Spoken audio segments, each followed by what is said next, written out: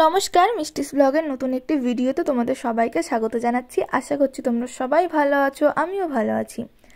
অনেক দিন কোনো ভিডিও দেওয়া হয় না, কোনো ডেইলি ব্লগও দেওয়া হচ্ছে না, রান্নার ভিডিও দেওয়া হচ্ছে না। তার জন্য তোমাদের সবার কাছে আমি সরি চেয়ে নিচ্ছি আগে। আসলে একটু কিছুদিন না ব্যস্ত ছিলাম, তো সেই কারণে কোনো ভিডিও করা হয়নি, আর আমার এডিট করারও সময় হচ্ছিল না, আর ভিডিও ছাড়ারও সময় হচ্ছিল না। তো এই ভিডিওটাও না কিছুদিন আগে করা ছিল। তো এটা হচ্ছে ভবানীপুর মঠ, বনগাঁতে আমাদের এই দিকটাতেই ভিতরের দিকে একটা মঠ আছে, ভবানীপুর মঠ। তো এখানেই আমি আর মা গেছিলাম। এই দিন রাস পূর্ণিমা ছিল, তো ওই রাস পূর্ণিমার দিন এখানে একটা অনুষ্ঠান হচ্ছিল, তো আমাদেরকে আগের থেকে বলে দিয়েছিল। আমি আর মা ওই 11:30টার দিকে 11টার সময় বাড়ির থেকে বেরিয়েছিলাম। আমি আগেই পৌঁছে গেছিলাম, আমি তো টোটোয় গেছিলাম আর মা সাইকেল নিয়ে আসছিল। তো অনেকক্ষণ ধরে বাইরে দাঁড়িয়েছিলাম, মা তখনও আসছিল না, সেই কারণে ভাবলাম যে আমি ভিতরের দিকে যাই। এই মঠটাতে এর আগে আমি এসছি, আগে একবারই এসছি, তো সেই কারণে একটু চেনা আছে। তো এই জায়গাটা আমার খুব ভালো লাগে, ভীষণ সুন্দর জায়গা, নিরিবিলি, আর চারিদিকে দুধার দিয়ে তো প্রচুর গাছ লাগানো। তো ওই সামনে দিয়েই হচ্ছে মন্দিরের জায়গা, আর এবারে আমরা ঢুকলাম মেন মন্দিরে। এখানে একটা বড় দরজা আছে, আর ভিতরে গিয়ে দেখলাম কাজ হচ্ছে। তো এই মন্দিরটা না এখন খুব সুন্দর করেছে। এর আগে যখন আমরা এসেছিলাম 3-4 বছর আগে, তখনও সুন্দর রং টং করা ছিল এরকমই, আর এখন বেশ ভালো লাগে। আর এখানে না প্রচুর লোক হয় যখন কোনো এরকম পুজো টুজো থাকে, রাস পূর্ণিমার কোনো পুজো টুজো বা দোল পূর্ণিমায়, তখন এখানে অনেক লোক আসে। হ্যাঁ, তো আমি এসে দেখি পুরো ফাঁকা ফাঁকাই ছিল। আমি ঢুকে গেলাম ভিতরে, মা তখন আসেনি, এখন ওই 12টা মতন বাজে। তো এখানে এখন গান টান হচ্ছিল, তো সেই কারণে আমিও বসে পড়লাম এখানে। আর এখানে আসলে মানে এখানে বসে গান শুনতে এত ভালো লাগছিল না, মানে মন টন পুরো শান্ত হয়ে গেছে। এখানে বসে বসে তো অনেক সময় ঠাকুরের নাম শুনছিলাম, তো এখানে গান টান হচ্ছিল, তো এইগুলোই শুনছিলাম বসে বসে।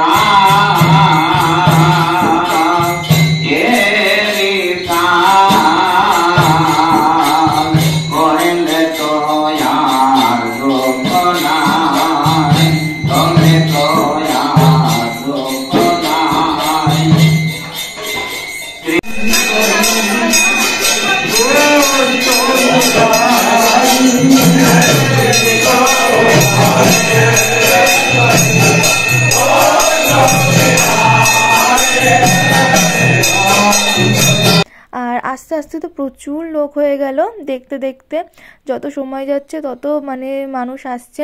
আর আজকে এখানে প্রসাদ দেবে, তো আমরা এখান থেকে প্রসাদ নিয়েই তারপরে আজকে বাড়িতে যাব।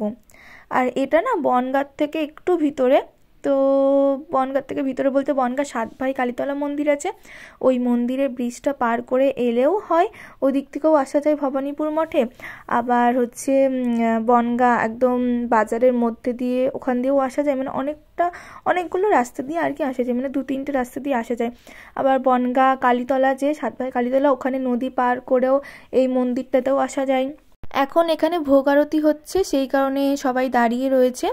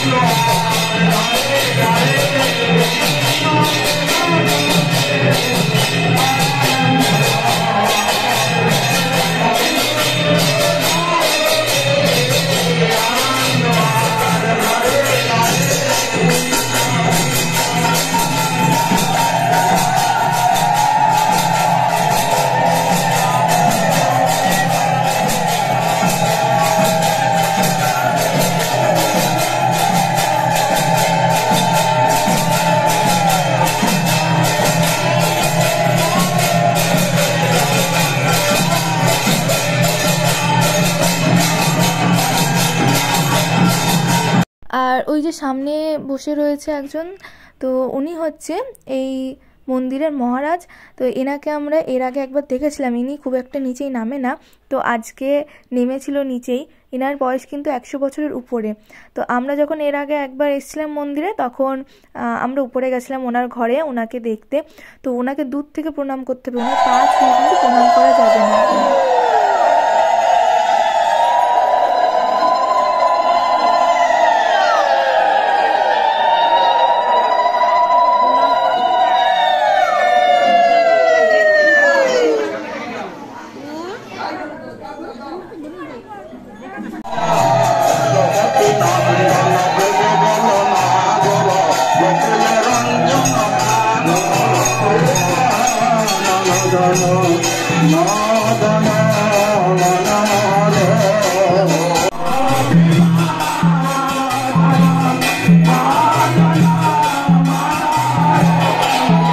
গান টান সব কিছু শেষ হয়ে গেছে, এবারে সবাই বাইরেও চলে এসেছে।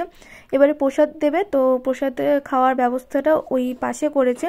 তো এখানে ভিতরে একটা ঘর আছে, ওখানেও প্রসাদ দিত, তো ওখানে আমরা খেয়েছিলাম। কিন্তু এবারে অনেক লোক তো আজকে, তো এই জন্য এই বড় জায়গাটাতে প্রসাদ খাওয়ার ব্যবস্থা করেছে। এখানে প্রায় 100 লোকের উপরে কিন্তু বসে একসাথে প্রসাদ খেতে পারে।